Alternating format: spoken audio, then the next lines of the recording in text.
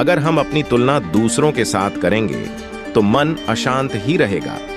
एक बार गौतम ने एक व्यक्ति को समझाया था कि हमें कभी भी खुद को कमजोर नहीं समझना चाहिए और न ही अपनी तुलना किसी के साथ करनी चाहिए। सोमवार 16 मई को बुद्ध जयंती है।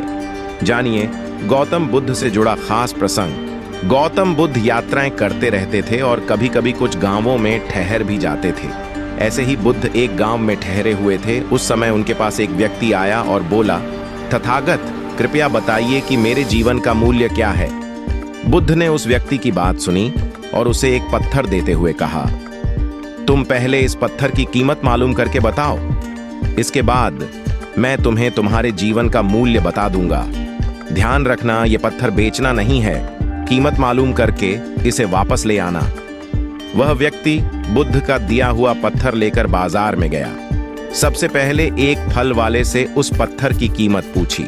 फल वाले ने कहा, वैसे तो ये पत्थर मेरे किसी काम का नहीं है, लेकिन इसकी चमक देखते हुए मैं तुम्हें इसके बदले 10 फल दे सकता हूं।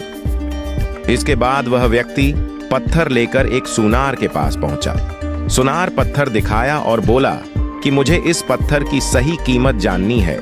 सुनार ने पत्थर को ध्यान से देखा और कहा, मैं तुम्हें इस पत्थर के बदले 1000 स्वर्ण मुद्राएं दे सकता हूं। सुनार के बाद वह व्यक्ति हीरों का व्यापार करने वाले व्यक्ति के पास पहुंचा। हीरों के व्यापारी ने पत्थर को देखा तो उसने कहा कि ये तो अनमोल रत्न है। ये सुनकर वह व्यक्ति हैरान हो गया। वह तुरंत ही बुद्ध के पास लौट आया और पत्थर देते हुए पूरी बात बता दी। इसके बाद उसने फिर से बुद्ध से वही प्रश्न पूछा, अब आप बताइए मेरे जीवन का क्या मूल्य है।